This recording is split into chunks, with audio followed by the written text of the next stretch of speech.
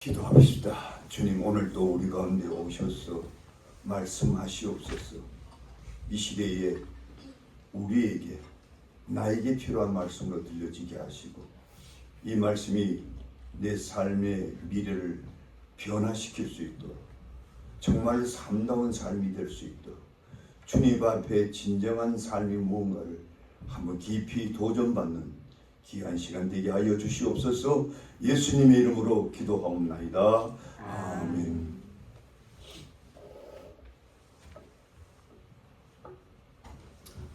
오늘 그 말씀의 제목은 고독한 인생 어떻게 극복할까, 이런 제목으로 말씀 나누겠습니다.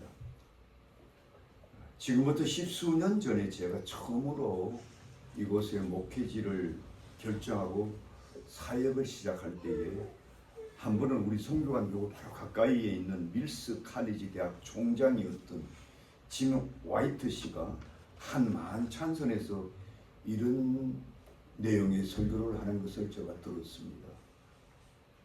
그 설교, 그 연설 중에 이 대목이 나와요. 20세기 말기에 이르러 현대 남녀가 겪는 심각한 병아리 중에 하나는 고독의 병입니다 라는 말씀입니다. 그러자 지금도 이 병을 이기지 못하고 자살을 시도하는 숫자가 미국만 하여도 연간 3,000명이 넘어섰습니다. 이런 진단을 하는 겁니다. 저는 사실 그 당시만 해도 이처럼 변화무쌍한 시대에, 이처럼 흥미진진하고 재미나는 세상에 어찌 그런 일이 계속 생길까 의아했지만, 그러나 세월이 갈수록 우울증 환자는 늘어나고 세월이 갈수록 자살자는 더욱더 늘어가는 추세를 보면서 우리는 이 시대에 이 문제가 과연 어디서 연유했으며 어떤 해결점을 찾아야 할까 한번 성경에서 우리가 해답을 얻고자 오늘 이 말씀을 택했습니다. 우리가 고독이라고 하면 일반적으로 여러 가지 이유에서 찾아오지요. 가령 어떤 사람이 그토록 기대하고 사랑했던 사람과 이별 후에 찾아오는 고독이 있습니다. 또 어떤 사람은 참으로 힘들고 어려운 시련을 당했는데 아무도 도와줄 사람이 없어요. 그때 고독이 찾아오는 겁니다. 또 어떤 이는 어떤 낯선 환경 속에 평생 이방인처럼 살아가는데 말 하나 붙이는 사람 없어요. 고독하죠. 어떤 이는 예기치 못한 이웃으로부터 큰 상처나 오해에 시달릴 때 깊은 고독에도 빠집니다. 그러나 오늘날처럼 이처럼 온 세상 사람들이 광범위하게 고독의 병에 왜 걸릴까? 제가 이것을 생각해 봤습니다. 저는 세 가지 이유를 한번 찾아보았습니다. 첫째 이유는 기계 문명이 갖다준 인간관계의 소원함이 아닌가, 이렇게 여겨집니다. 오늘날 현대는 놀라울 정도로 첨단 산업이 놀랍게 발전되어 갑니다. 그것 때문에 사람들은 편리하고 더욱 재미나는 세상을 살아갑니다. 그러다 보니 우리 인생은 온종일 TV다, 셀리폰이다, 인터넷이다, 첨단 산업이 주는 거기에 푹 빠져가지고 몰입되어 삶으로 점차 인간관계가 소원해지고 있다는 사실을 여러분이 알고 계십니까? 두 번째 오는 비극은 자연환경의 변화와 미래에 대한 두려움입니다. 말세가 되면 우리 환경은 예측을 불가할 정도로 변화무쌍하게 우리에게 다가옵니다. 언제 어디서 천재지변이 우리를 강타할지 아무도 모릅니다. 그런데다 일부 소수의 사람들 외에는 경제적으로도 큰 고통이 계속 다가옵니다. 그래서 많은 사람들은 미래에 대한 자신할 수 없는 불안감과 두려움에 쌓여 있습니다. 세 번째 이유는 그런 와중에도 인간관계는 더욱 악화되고 있다는 사실이 있습니다. 우리가 어릴 때만 해도, 저는 시골에 살았기 때문에 온 동네 사람들이 한 식구같이 느끼고 살았어요. 여러분, 그런 세상이 지금 지나갔습니다. 사람들마다 이제는 자기부터 보호해야 되겠다는 본능이 더욱 강해져서 서로 경계하고 서로 반목하고 너무 쉽게 절연하고 원수 맺고 살다 보니 점차 우리 인생은 고립되고 고독해진 것입니다. 그렇다면 이러한 비극적인 삶을 우리가 어떻게 극복해 나갈 수 있을까요? 저는 오늘 본문을 통해서 세 가지로 여러분과 함께 상고하자 하는 것입니다. 첫째는 하나님이 나와 함께 하신다는 그 믿음을 먼저 가져야 이 비극을 이겨낼 수 있다는 사실이 있습니다. 우리 인생의 고독함은 뭐니 해도 가장 고독한 순간은 이제 나 혼자만 남았구나 이런 마음이 들 때 옳습니다. 그토록 의지하고 믿었던 부모 형제마저도 내 곁을 떠납니다. 그토록 전던 친구도 심지어 그토록 살겹게 지내던 아내마저도 내 곁을 떠났을 때 오는 고독. 우리가 이 무슨 수로 이 고독을 이겨낼 수 있을까요? 오늘 본문에도 보면 바울이 사도의 생에서 이런 고독의 현장은 어김없이 찾아왔다는 사실에 주목하시기 바랍니다. 바울은 당시 자신에게 밀려온 고독의 현장을 이렇게 말씀합니다. 본문 4장 10절에 대만은 이 세상을 사랑하여 나를 버리고 데살로니가로 갔고 그리데는 갈라디아로 갔고 디도는 달마로 갔다고 합니다. 심지어 본문 4장 16절에 보면 내가 처음 변명할 때에 나와 함께 한 자가 하나도 없고 다 나를 버렸으니라고 고백합니다. 저는 이 모습을 보면서 바울의 말년의 사이 현장에 얼마나 쓸쓸했나 생각하게 된다는 점입니다. 더욱이 그가 마지막 로마를 향해서 나갔을 때는 그 유대인의 관계로 이제 감옥에까지 가야 되는데도 아무도 도와준 사람이 없었어요. 그렇게 피를 토하듯이 변호할 때도 그 누구도 찾지 않았고 도와주지 않았던 이 고독함 여러분들 보고 계십니까? 그렇다면 이러한 고독한 삶의 현장을 그가 어떻게 반응했을까요? 우리 같으면 참 세상 인심 참 야속하구나, 또 참으로 섭섭하고 괘씸한 사람들이구나, 어찌 자기들만 편히 살려고 남은 홀로 두지, 뭐 이렇게 할 수 있을 텐데 그러한 원망은 빛은 전혀 보이지 않습니다. 오히려 그는 참담하고 고독한 순간을 순순히 받아들이는 그 아름다운 모습이 16절에 나옵니다. 거기 보면 내가 처음 변명할 때 나와 함께 한 자가 하나도 없고 다 나를 버렸으나 저희에게 허물을 돌리지 않기를 원하노라. 그렇습니다. 그의 곁을 그처럼 야속하게 떠난 사람들, 그러나 결코 그들에게 허물을 돌리지 않겠노라 하는 이 담담한 모습. 그렇다면 그의 이 담담하고 여유 있는 마음의 태도가 어디서 생겨났을까요? 17절이 해답입니다. 거기 보면 주께서 내 곁에서 나를 강건하시며라고 하고 있습니다. 그럴 때마다 깊은 고독의 지점으로 나갈 때마다 주께서 내게서 오셔서 나를 강건해주고 있더라는 거예요. 그렇습니다. 우리 주께서 내 곁에서 강건하시니 내 어찌 나 혼자라고 슬퍼하리요, 이런 마음의 자세에 옳습니다. 사랑하는 교우 여러분, 이러한 믿음의 자세가 바울로 하여금 고독의 늪에 빠지지 않게 하였고, 또한 오늘날 우리들이 겪고 있는 이 고독의 현장을 이기게 만든 사실을 여러분들이 알고 계십니까? 우리 인생이라는 것은 다 알고 보면 다 그러합니다. 어제처럼 멀쩡히 있던 사람이 내 곁을 떠나고, 그토록 믿고 의지하고 살고 싶은 사람도 내 곁을 떠나고, 그럴 때마다 밀려오는 야속함은 어쩔 수 없어요. 그러나 그 야속함, 그 비애에 사로잡혀 살다 보면 나도 모르게 깊은 고독의 늪에 빠져버리고 맙니다. 우리가 이럴 때 어떻게 해결해 나갈 수 있습니까? 주님께서 그 비밀을 우리에게 보여주지 않습니까? 오늘 그 비밀의 본문의 말씀이 오늘 나타납니다. 오늘 보면 우리 집사님 한번 보여주세요. 주님이 하신 말 우리 같이 한 목소리 읽어볼까요? 시작. 주께서 내 곁에 서서 이거 아닙니다. 우리 주님께서 하신 말씀인데 요한복음 6장 23절 끝 찾아보세요.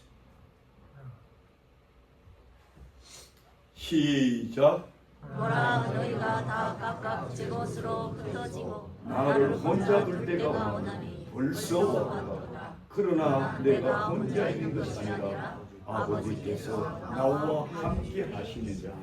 But a time is coming and has come when you be scattered each to his own home. You will leave me all alone. Yet I am not alone, for my Father is with me. 놀랍지 않습니까? 여러분, 주님처럼 고독한 인생을 사는 사람이 이 땅에 있을까요? 우리 주님은 인간적 면에 본다면 그토록 고독한 인생을 사는 분이 없을 겁니다. 특별히 그의 공생의 말년은 눈물겨운 일의 연속이었어요. 가령 요한복음 6장에 보면 그가 대베라 강야에서 포도떡 5개와 물고기 2마리로 수천의 사람을 먹일 때는 사람들이 야 하면서 우리 예수 우리 한번 우리 임금 삼아보자가 때같이 몰려들 때가 있었어요. 그러던 그들이 우리 예수님 어느 날부터 내가 너희에게 줄 생명의 떡이라는 말하니까 그때부터 사람들의 마음이 달라졌어요. 이거 무슨 소리 하노? 예수 되게 뭐 좀 독점 몰라 했는데 뭐 이상한 소리 하네. 그러면서 이만은 어렵다 하면서 요한복음 6장에 보면 그들은 다 물러가더라고요. 다 물러가.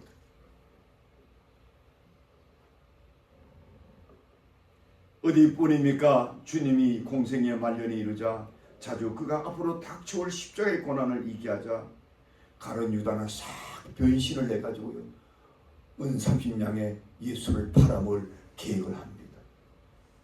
심지어 예수님께서 막상 유대인들의 비박을 받아 빌레도와 북쪽에 섰을 때는 이미 그의 제자들마저도 뿔뿔이 흩어져 버렸어요. 그렇게 다 버릴지라도 나는 안 버리겠다는 베드로마저도 주님을 부인하고 저주하고 떠났습니다. 이것을 미리 예수님이 알고 있었어요. 그렇다면 우리 같으면 어떻겠습니까? 참 야속한 인생들이구나. 인간들이라는 거 다 저런 거지 뭐. 아예 돌아보고 싶지도 않고 상대도 하고 싶지도 않고 뭐 그게 우리 인생들 아니겠습니까? 그러나 놀라운 것은 이러한 일련의 사건이 연속적으로 일어난 것을 알면서도 담담히 십자가를 향해 나아갔다는 사실. 심지어는 그가 죽기 하루 전에도 자기 자신만 생각해도 기가 막히는데 제자들을 다 불러놓고 그들을 오히려 위로하셨어요. 너희는 마음에 의심하지 말고 하나님을 믿으니 나를 믿어라. 내가 곧 떠나지만 다시 돌아온다. 위로하셨어요. 그리고 십자가 상에서요 그 제자 앞에요 요한이라는 제자 앞에서 자기 어머니를 부탁합니다. 너희 어머니다면서. 사랑하는 성도 여러분, 우리 예수님의 왜 이런 담담한 심경이 생겨났을까요? 그 놀라운 비결이 바로 오늘 우리가 읽은 요한복음 16장 32절입니다. 보라 너희가 각각 제 곳으로 흩어지고 나를 혼자 둘 때가 왔나니 벌써 왔도다. 그러나 내가 혼자 있는 것이 아니라 아버지가 나와 함께 있느니라. 할렐루야. 아멘. 아버지가 나와 함께 있느니라. 그렇습니다. 주님의 이 놀라운 인식이 그 어떤 상황에도 그에게 절단하지 않고 계신 하나님의 이 신뢰, 이 신뢰하는 믿음의 정신이 그러하여금 어떤 위기나 고독의 상황도 능히 이겨내고 말게 했다는 사실을 여러분 믿으십니까?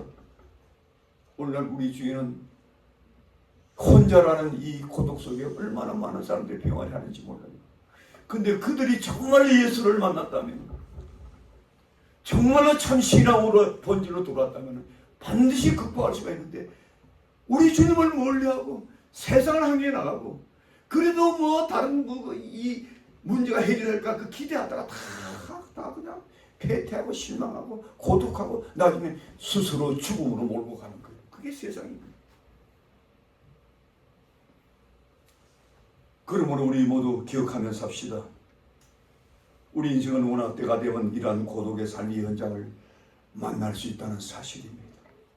그토록 의지하고 살았던 부모 형제도 떠나고, 그토록 살겹게 지내던 친구도 떠나고, 그토록 사랑했던 반려자도 떠날 수 있지만은 그런 가운데서도 언제나 내 곁에 계셔 주시고, 내 곁에서 나를 격려해 주시고 나를 붙들어 주신 그 한 사람, 그 주님이 우리 주위에 계신다는 그 사실을 우리가 인식하고 살 수만 있다 해도 그는 어떤 고독의 순간도 이겨낼 수 있음을 믿으시기를 주의 이름으로 축복드립니다. 두 번째로 우리가 고독을 이길 수 있는 것은 주님과 깊은 교제의 삶을 통해서 이 고독을 이겨낼 수 있습니다. 사람이요, 어떤 상황에 가장 큰 고독감을 경험합니까? 여기에 대한 다양한 견해들이 있어요. 그런데 심리학계의 공통적 주장을 보면은 사람은 자신과 허심탄회하게 삶을 나눌 교제의 대상을 찾지 못할 때 고독이 온다는 거예요. 그렇습니다. 우리 인생은 응원하다 누군가에게 자신의 처한 사정을 털어놓고 싶어하고요, 자신의 억울한 사정이나 피치 못할 사정을 털어놓고 동의도 받고 인정도 받고 살고 싶은데 그것이 여의치 못할 때 우리는 힘들어지는 것입니다. 제가 이에 관해서 여러 해 전에 LA 타임즈에 이런 기사가 실린 것이 있음을 보았습니다. 그 기사의 내용은 이것입니다.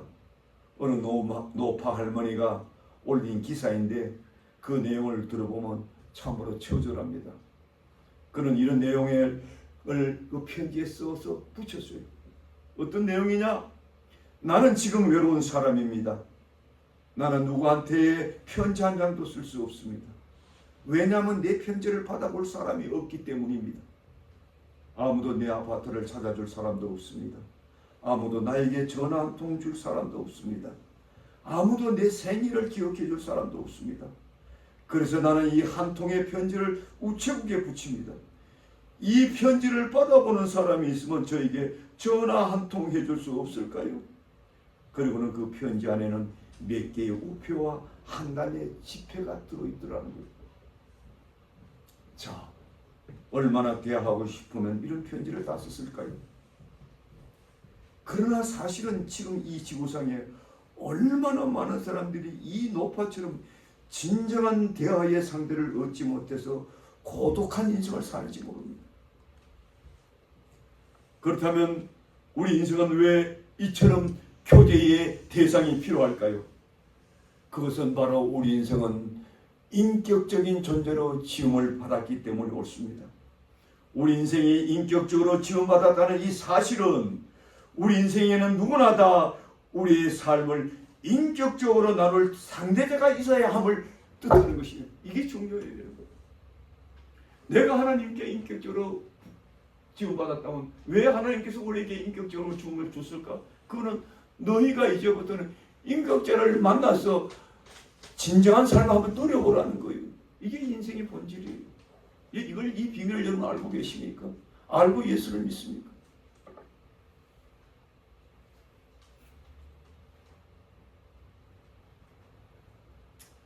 제가 여러분에게 다시금 한번 질문드립니다. 여러분은 여러분의 생애에 이와 같은 진정한 인격적 관계를 맺고 진정한 교제를 나눌 대상자를 지금 얻고 있습니까? 오늘날 우리 주위에는 수많은 사람이 우울증에 시달리며 사는 분들이 계속 늘어나고 있어요. 그런데 나는 그리스도에 나왔고 여기는 분들 가운데도 깊은 좌절과 영적 침체에 허드렛 분도 제가 너무 많이 봤어요. 과연 그 원인이 어디에 있는가? 여러분은 진지하게 여러분 스스로 우리 자신들에게 물어본 적이 있느냐 묻거든요. 세계적인 탐험가 로빈슨 크루소가 한때 무인도에 살은 적이 있습니다. 그것은 사람이 살지 않는 곳이라 여러 날이 지나도록 그는 대화의 상대를 발견할 수가 없었어요. 이처럼 대화의 상대자를 찾지 못하다 보니 자신도 모르게 깊은 고독 속에 빠져들어갑니다. 다른 것은 없어서 좀 살만한데 사람이 없으니 도무지 살맛이 나지 않는 거예요. 그래서 고심 끝에 앵무새 하나를 기르기 시작했습니다. 그 앵무새를 왜 그가 길러보고 싶었을까요? 그 앵무새한테라도 내 생각, 내 말을 전달하고 싶어서 아니겠습니까? 그러나 그가 앵무새를 길렀다고 그의 고독한 인생 해결함을 받았다고 여러분 결코 오해하지 마시기 바랍니다. 우리 인생은 나와 진정한 인격을 나눌 동반자를 얻기 전에는 결코 이 문제가 해결되지 않는 거예요. 그렇다면 우리는 어떻게 살아야 이런 인격적 만남의 대상을 우리가 찾을 수 있을까요? 그것은 무엇보다도 나 자신이 그러한 인격적 동반자가 필요하다는 사실을 먼저 깨달아요. 내가 하나님께 인격적으로 지원받았다는 걸 먼저 깨달고, 그 다음에 나에게 가장 필요한 사람은 나와 인격을 나눌 진정한 동반자다. 이걸 좀 인식을 해요. 이 인식이 없으면요 결코 문제 해결이 안 돼요. 오늘 이 설교가 여러분들의 인생을 바꿀 수 있기를 주의 이름으로 축복드립니다. 여러분들은 스스로 내가 하나님께 진정한 인격자로 지원받았다고 믿고 있습니까? 내가 하나님께 진정한 인격자로 지원받았다 하는 그 뜻은 끊임없이 내 영혼 깊은 곳에서 나와 상대적 인격자를 찾는다는 거예요. 그 찾는 그 갈망을 우리 안에서 본능적으로 우리에게 심어줬어요. 그것이 창세기에 나와요. 여러분 창세기요 2장 18절에 보면요, 하나님께서 태초에 인간 아담을 창조해놓고 하나님 뭐라고 선포합니까? 이 사람이 혼자 사는 것이 좋지 못하니 이렇게 했어요. 우리가 보기에는 하나님이 한 인간을 창조해서 완벽할 줄 알았는데 하나님이 지어놓고도 하나님이 그 한 인간을 보니까 이거 어쩐지 완전치 못해, 좋지 못해. 그래서 내가 그의 돕는 배필을 지으라 하면서 이불을 지어주셨어요. 그래서 선포하기를 이 둘이 이제 하나가 되어서 이제 사람이 한 사람의 구실을 하게 된다고 선포를 했어요.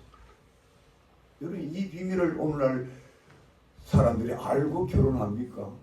나는 99% 보고 결혼한다고. 목사님들까지도 이런 소리 잘 안 해주더라고. 그러니까 다 비극으로 끝납니다. 비극으로 끝납니다.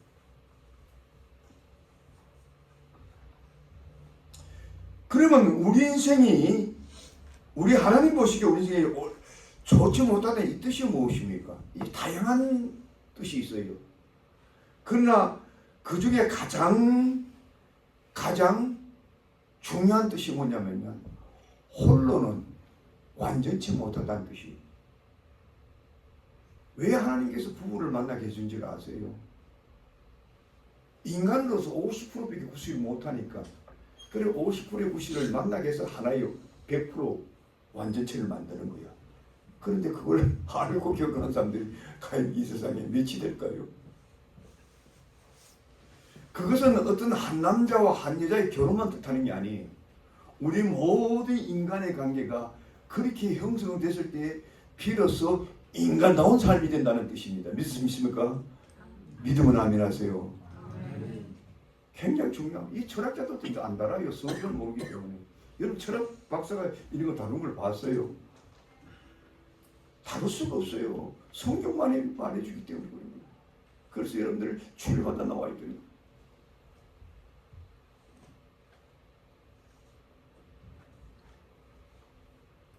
그렇다면 우리 그리스도인들은 어떻게 하면 우리 이웃과 깊은 교제의 관계를 정립해 나갈 수 있는가?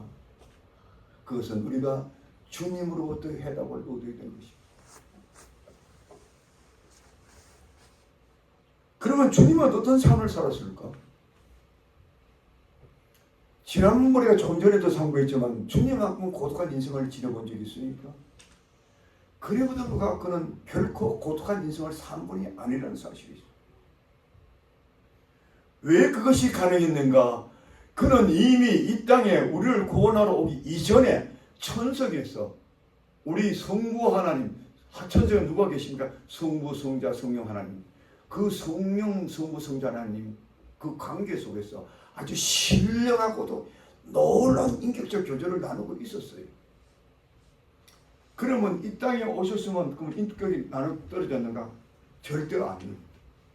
우리 예수님은 이 땅에 오셔서 아무리 바빠도 아무리 고달파도요, 틈만 나면 하나님을 만났어요. 왜 만났을까요? 그분과 인격적 교제를 나누기 위해서. 그래서 새벽 미명되면 하늘이 저 빈들에 산에 올라서 혼자 고요하게 하나님을 만났어요. 왜 만났을까요? 하나님과 신령한 관계 속에서 모든 문제를 풀어가기 위해서. 그 신령한 관계 속에서 인생의 문제를 바라보고 인생의 문제를 해결하고 하나님 뜻이 인생을 어떻게 해결해 나가신가를 그 주님과 우리 하나님과의 관계 속에서 풀어가기 위해서 주님은 날마다 그 어떤 경우에도 새벽 미명이 되면 고요히 자기 혼자서 감난산에 올라가서 하나님 앞에 기도하고 있었어요.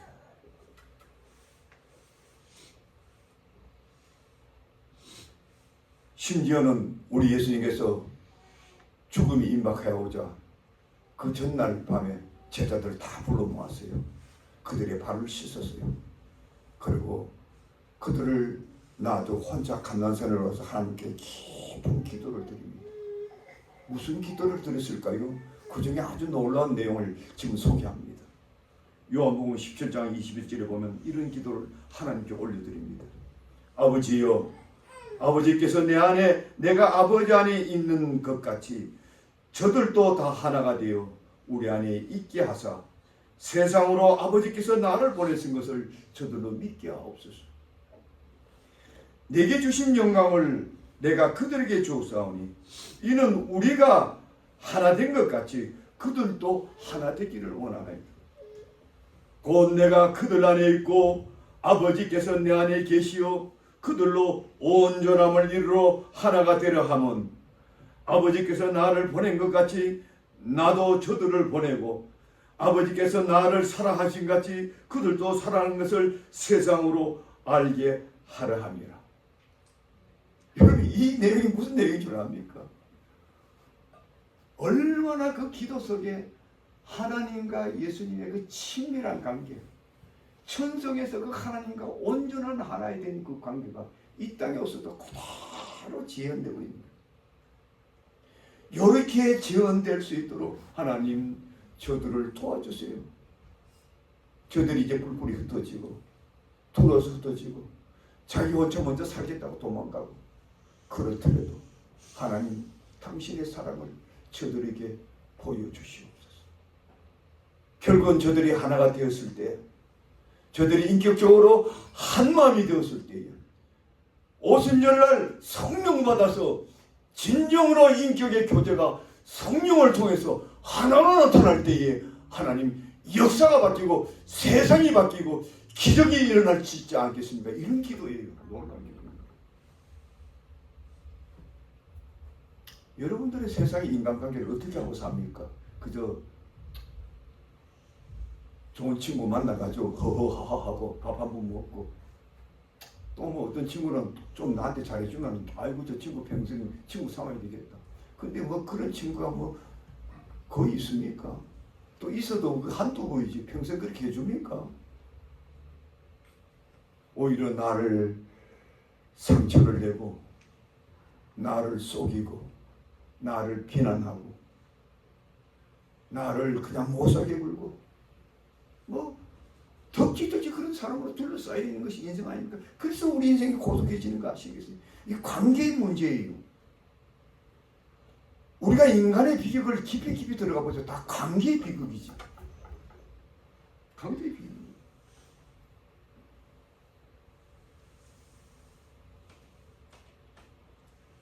그러나 주님은 그 관계를 그 어느 데든지 그 어떤 형편이든지 하나님과 신묘한 관계를 끊이지 않는 이 교통을 보랍니다. 그는 그의 아버지는 물론이와 그의 사랑하는 백성들마저도 얼마나 이 관계가 중요하다는 걸 깊이 깨닫고 그래서 예수께서 그들과 같이 사는 거예요. 그 촌뜨기들, 그때 당시에 뭐 여서를 말하면 국민학기도 못한 애들, 찌질이 못난 애들을 3년 동안 그 하나님의 아들이 그 잘나고 잘 배우고 잘 나간 사람은 안 살고 그들을 데리고 사는 거예요. 왜? 그들이 그 비밀을 보여준 게 있어요. 그래서 그들이 역사를 바꾼 거예요. 나중에 주님께서 그 비밀을 배웠기 때문에, 깨달았기 때문에.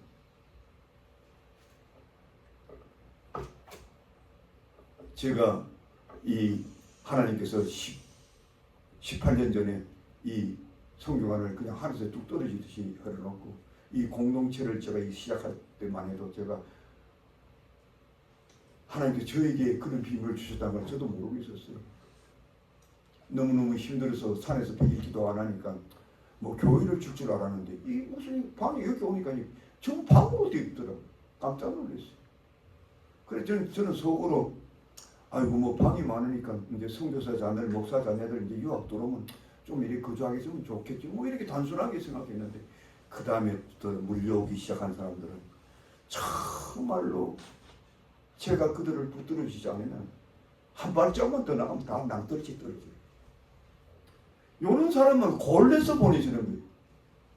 17년 동안 얼마나 많은 사람이 있다 가는지 모르겠어요. 그런데 그 사람들이 이 놀라운 하나님의 비밀을 알려면 교회에 나와서 하나님의 말씀을 들어야 되는데 듣지 않는 거예요. 그러니까 전부 그냥 여와가지고는요 그 비밀을 이해하고 정말 인생다운 인생을 살아야 되는데 여와가지고 과거에 그 상처받은 걸 여기서 다 폭발하고 싸우고 분노하고 그냥 그러다가 집으로 그냥 도망가고 이게 반복이에요. 이게 반복이에요. 제가요 막 입에서 담배가 나요. 근데 지금은 너무 마음 편한 거예요. 왜? 하나님께서 점점 그 비밀을 보여줘. 지금요 여기 계신 분 중에 이제는 그 비밀을 조금씩 알아간 분들이 있어서 감사합니다. 우리 인생은 주님의 은혜로 주님의 맺어진 믿음 안에 참된 인격을 갖춘 대화자를 만나기 전까지는 우리 인생은 결코 고도의 문제를 해결할 수 없다. 왜 그런가? 그 이유가 있어요. 인간은 이미 태어날 때부터 불완전하고 이미 태어날 때부터 죄 가운데 태어났고 인간은 자기 이 고독을 이기기 위해서 어떤 사람을 상대하지만 결국은 그건 뭐예요? 서로가 상처만 주고 헤어지는 것이 인생들이에요. 이 문제를 여러분 본질적으로 이해를 해야 이 문제 해결돼요. 여러분들 흔히들 이 고독하면요 두 가지 의미가 있어요. 성경이 보여주는 고독이 있어요. 이거는 뭐냐면요 세상이 말하는 고독과 의미가 달라요. 성령이 보여준 고독은 성경이 보여주는 영어로 꼭 표현하면 그 솔리투드란 단어를 솔리투드 그걸 우리가 꼭 우리말로 번역을 하면은 원천적인 고독 원천적인 고독. 이미 우리가 하나님 앞에 지음 받을 때부터 이미 우리는 혼자서는 안 된다는 혼자서는 고독하고 외롭고 뭔가 나에게 어떤 대상이 있어야 돼. 인격적으로 삶을 나눌 여러분 그걸 본능적으로 여러분들은 느끼지 않습니까? 본능적으로. 그런데 세상에서는요 이 고독 뭐 이렇게 외롭다는 뜻을 솔리투드로 말하지 않고 론리네스 고독하다. 아무도 없으니까 답답하고 아무도 날 찾아줘 안 오니까 내가 고독하고 나에게 상처를 주니까 고독하고 다 나를 배반하니까 고독하고 그럼 그 고독을 이기려고 사람을 찾잖아요. 상대하잖아요. 하면 상처를 더 받는 거예요. 여러분들이 이 세상 사람들은 다 상처받고 산다 이렇게 여기는 게 온전해요. 왜? 상처받은 사람들이 같이 만나면 더 상처가 돼. 마치 뭐가 뜨냐면 비축한 침을 참 묻어. 고슴도치를 생각하면 돼. 여러분 고슴도치가요 처음부터 뭐가 있잖아요. 가시가 나 있잖아요. 이 고슴도치가 친구 삼으려고 돌 가까이 가면 갈수록 점점 자꾸 찔러. 아 죽겠어. 그 인생이 그렇게 되는 거예요. 친구 삼다가 다 배반당하잖아. 더 볼라다가 뭐 그냥 10배, 20배, 뭐 1000배, 10,000배 해를 그러면 사람들 어떻게 하면 에이 네 상대 아니야. 난 아예 인간들하고 대화도 안 하겠어. 난 아무도 못 믿겠어. 목사님 교회 안 나갈래요. 목사님도 못 믿겠어. 목사님은 못 믿어도 하나님 말씀을 믿어야지. 목사도 인간이니까. 주님, 그래서 우리가 그 원천적 고독은 우리 인간에게 주신 하나님의 타고난 결과예요. 그럼 그것은요, 해결의 다른 길이 없어요. 믿음 안에서 참된 믿음의 인격자를 만나야 돼. 이게 최고의 축복이에요. 여러분들 과거를 한번 돌아보세요. 수많은 사람이 오고 갔잖아요. 과거에 어릴 때 그 소꿉 친구들, 중고등학교 때 그 불알 친구들, 뭐 사업하면서 직장 다니면서 수많은 친구들. 근데 지금 여러분 다 돌아보세요. 그 친구들이 다 어디 갔나요? 다 각자 지 한 인생 살아보겠다고 연락도 안 해요. 얼마 전에 어느 권사님이 저한테 전화 왔는데, 목사님 저 집에 한번 와주실래요? 왜요? 그러니까 내가 나이가 90되고 나니까 아무도 찾아주지 않고 자식도 안 찾고 심지어는 전화 한 통 없다는, 너무 답답해 죽겠어요. 그때 확 집에 막 뛰어갔어요. 그러니까요, 너무 고마워가지고 모아놓고 500불을 떡 내놓으면서, 목사님 이거 하나님께 드리려고 그래요. 목사님이 와주셔서 너무 고마워가지고 제가 요 충격을 받는 거예요. 아이, 권사님 그냥 쓰세요. 그냥 쓰세요. 자식도 안 찾았네. 아니에요. 목사님 너무 고마워가지고. 나는 그 권사님의 그 진솔한 고백이라고 봅니다. 진실한.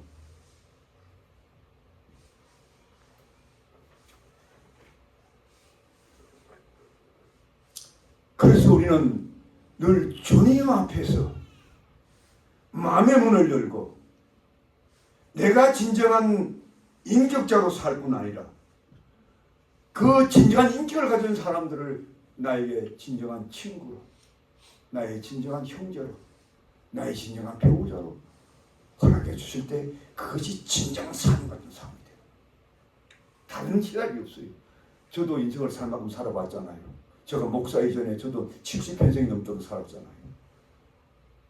저는요, 여러분 충격받을까봐 이 말하기 어려운데요, 제가 가장 저를 상처를 주고 저를 실망시킨 게 목사님들이에요. 목사가 동료가 목사뿐이죠. 저는 이때까지 목사님한테 더 본 거 거의 없어요. 뭐 그렇게 줘도 고맙다는 인사 뭐 별로 들어본 적이 없고, 어떤 친구는 제가 200분 만나면 200분 다 제가 밥 사준 줘도 한 번도 저한테 고맙다는 얘기 안 해요. 난 어떤 데는 저 친구 저래가지고 어떻게 목회를 했나 속으로만. 감각이 없는 거예요. 감각이. 여러분 오늘날 이 세상이 점차 이렇게 된다는 걸 여러분 알고 계십니까? 말세에 고통하는 시대가 이런다는 걸 아십니까? 가만 보면은 신앙생활 잘하는 거 없고 뭐 열심히 뭐 주에서 하는 것들도 여러분 전부 자기를 위한 핑계야. 전부. 뭐 목사님 이래가지고 저래가지고 이래서 가만 들어보면 지 하나를 위하겠다는 것뿐이 안 돼요. 그러니까요, 인격적 만남을 못 갖는 거예요. 그래 친구가 하나도 없는 거예요.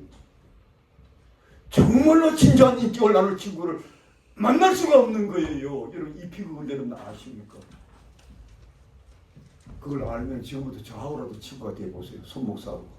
여러분 손해날 일이 없어요. 저는 가끔 농담합니다. 친구들한테도. 뭐 나 사귀어서 너 손해볼 한 개도 없다. 그게 농담 같아도요, 제가 성경을 깊이 상고하고 난, 깊이 묵상하고 난 결론인 것입니다. 세 번째로 우리가 마지막으로 한 가지 상고할 것은, 우리가 또한 우리의 인생의 고통은 주님과 더불어 함께 주의 사역에 전적으로 헌신할 때 이길 수가 있어요. 이 비밀을 여러분 또한 알아요. 이와 관련하여 서양 속담에 이런 격언이 있습니다. 바쁜 꿀벌은 슬퍼할 시간이 없다. 따라 해볼까요? 하는데 바쁜 꿀벌은 슬퍼할 시간이 없다. 사람은 슬픈 일을 만나고 고독한 시간이 도래하였다 하여 그냥 가만 느낄 앉아있으면요 더 깊은 고독을 빠져들어요. 때로는 이 외롭고 슬픈 심정을 달래보려고 골똘히 생각도 해보지만 뾰족한 수가 안 나. 어디 가서 뭐 친구한테 위로를 받을까 하다가 위로받으러 갔다가 오히려 스트레스 받고 와. 욥이 그랬잖아요. 욥이 모든 걸 잃었을 때에 몸이 흔들어 나고 그래서 책 가운데 끌는데 그 많은 친구들이 와서 위로하겠다고 하는 걸 잃어버리니까 너무 비참하니까 네 뭐 잘못된 게 있는 게 아니야. 뭐 하나님 뭐 잘못했겠지. 잘못해서 하나님 회개해봐. 뭐 이런 식으로 돌림방울로 얘기하니까 완전히 거기서 막 욥이 그냥 완전히 그냥 억울해가지고 하나님 나 너무 억울하다는 거예요. 그래서 내 사정 나야 갈 길을 아는 분은 오직 하나님 한 분이다 이러면서 하나님께 막 그 엉그러진 걸 풀라고 하는 게 욥의 사건이 그걸 풀어냈지요. 왜 풀어낼 수 있느냐? 그는 하나님 안에서 풀어나간 거예요. 사람 안에서 풀면요 풀라고 할수록 더욱더 구름이 빠져. 우리 인생은 사람을 기대하지 마라.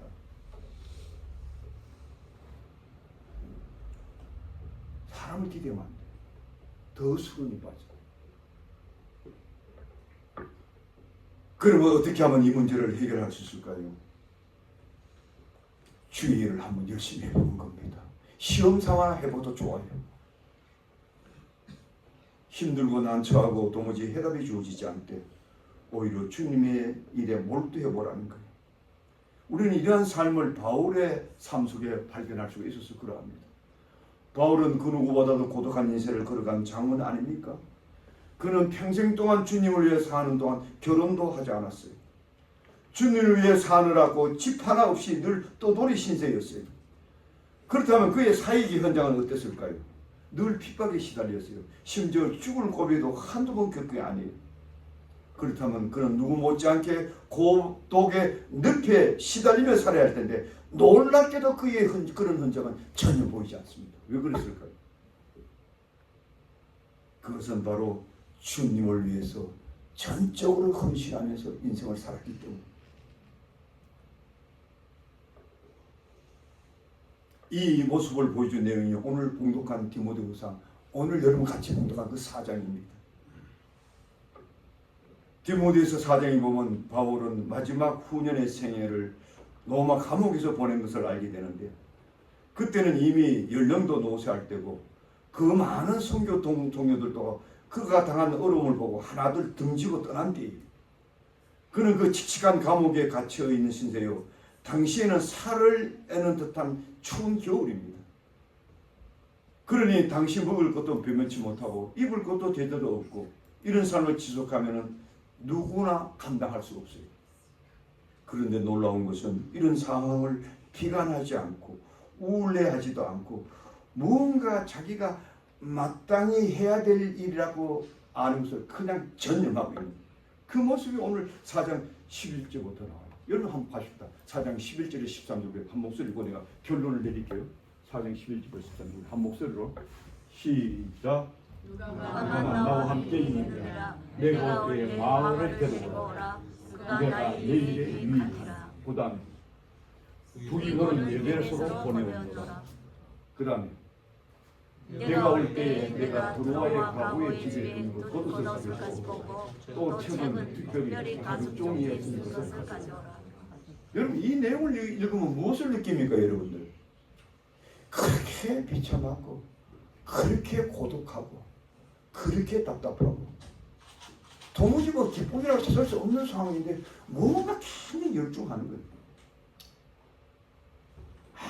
아무런 기어치 안 하고 감옥에 갔다는 의식이 없는 것 같아요. 열심히 그 디모데에게 편지를 쓴 거예요. 너 저 마가 말이야. 내가 그 데리고 뭐 할 일이 있으니까 좀 하나 보내줘. 그리고 여기 겨울이 좀 추워. 내 겉옷 남겨주면 그거 하나 가져와. 그리고 그 성경 그 지금 집에 가면 가죽으로 아주 튼튼한 가죽이 있는데 꼭 가져와. 이렇게 부탁 편지를 하는 거예요. 왜 그랬을까요? 난 두 가지라고 해요. 그가 당한 그 아픈 그 현실을 이겨내려가는 것이 있을 것이고, 또 하나는 그가 아직도 죽어서 할 일이 남아있었기 때문에. 저는 이 시대에요, 가장 행복한 사람이 누군가? 저는 주를 위해서 내가 할 일이 내게 남아있다. 그 사람보다 더 행복한 사람 없다고 믿어요. 저는 제가 그랬어요. 저는 이 선교 사역을 하면서요, 참으로 힘들었어요. 여러분들 모르시죠, 다. 여기 제가 16년 동안 이 사역을 하면서 여기서 어떤 때는 뭐 지금은 그런 일이 별로 없지만 이영기 집사님 한번 봤죠. 화장실을 간다고 그 길바닥에서 똥오줌을 다 그냥 막 쳐가버려요. 그럼 확 도망가고. 그거 여기에 사람 사는데 그거 볼까봐 제가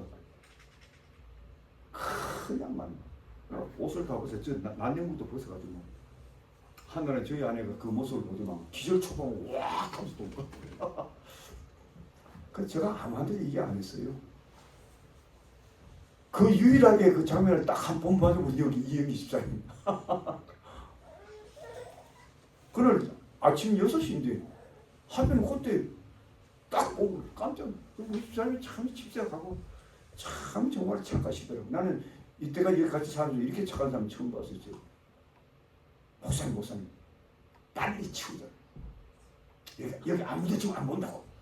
아이고 내가 그거 보고요 제가 놀라서 야 이 목사보다 더 훌륭하네. 여기 오면 여기 사람 보면 맨날 싸우는 거 보잖아요. 왜 싸우나요? 안 질렀고 내가 손해보고 있다고. 당신 때문에 내가 피해를 입고 있다고. 그냥 막 지옥 같은 전쟁을 계속 벌이고 있는 거예요.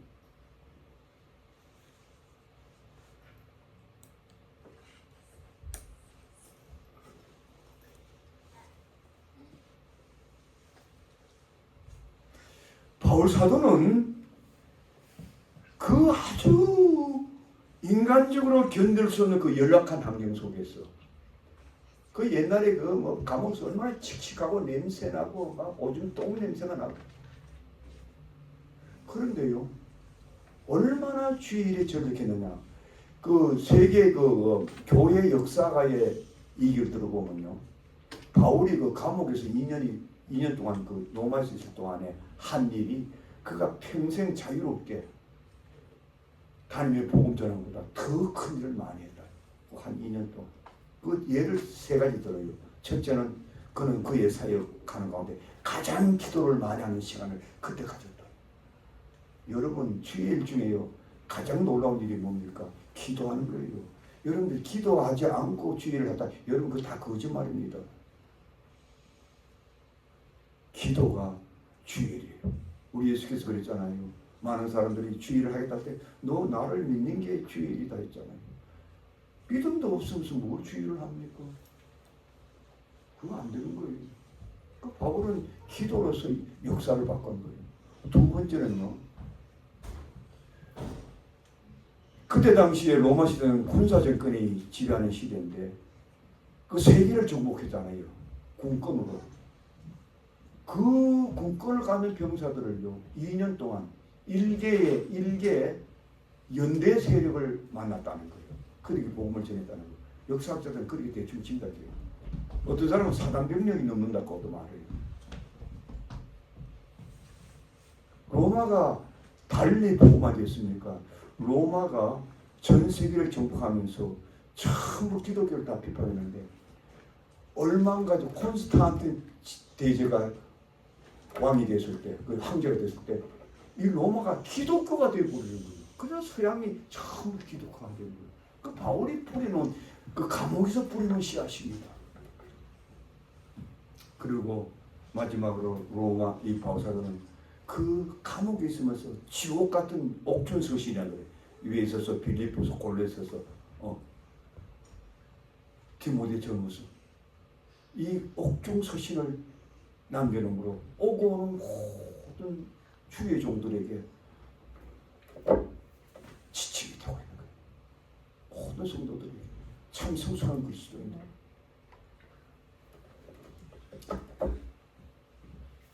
사랑하는 성도 여러분, 그러므로 이제 시간이 다 됐기 때문에 결론 내립니다.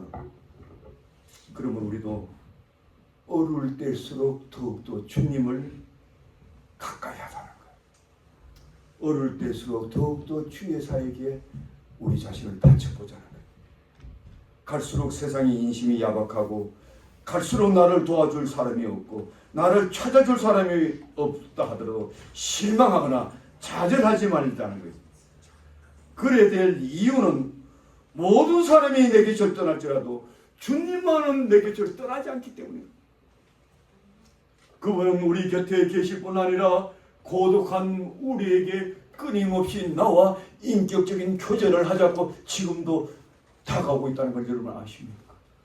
사람들이요, 밤낮 가리지 않고 기도에 열중하는 사람 보지요. 그 사람들이 할 일 없어 그런 게 아니에요. 물론 주를 위해서도 하지만은요, 주님과 교제가 너무 기쁘기 때문에 그것은 살 재미가 없기 때문에 그런 거예요. 여러분들이 아직도 기도 생활을 동안에 하면 아직도 진정한 신앙의 맛을 모르고 사는 거예요. 여러분, 그렇기 때문에 여러분이 기도하세요. 기도가 뭐냐? 하나님 나 뭐 주십시오. 뭐 그것도 기도 될 수가 있죠. 그 간구하는 거니까. 그보다 근본적으로 중요한 게 있어요. 그거는 하나님과 인격적으로 교제하는 시간. 여러분, 고등학교 동창들 제일 친했던 친구 너무 보고 싶잖아요. 왜 보고 싶나요? 그 시대는요, 학교 다닐 때는요, 스스럼 없잖아요. 뭐 이해관계 안 따지고, 그 뭐 이놈 저놈 하면서도 진짜 친구였잖아요. 그게 그리운 거예요. 저도 그래요. 저 이번에 지난번에 40년 만에 고등학교 동창이 찾아왔어요. 제가 호텔에 다 떼어주고, 저는 내 하고 있을 때 같이 교회 다니고 또 교회 안 다니더라고요. 제가 손잡고 간절히 기도해주고 교회 나가라 그러죠. 그렇게 보냈어요. 그러고 난 제가 너무 행복하더라고요. 그거 지고 난 전화 왔어요. 손 목사, 나는 당신처럼 그렇게 강하게 못 살다 보니까 옛날에 고등학교 때 네 따라 교회 따라하는데 지금 내가 못 믿고 있어요. 그래 괜찮아. 지금이라도 나가서 이 험악하고 살벌한 세상 밀어두지 말고 주님과의 관계 속에서 너 인생 새로운 인생을 한번 발견해봐.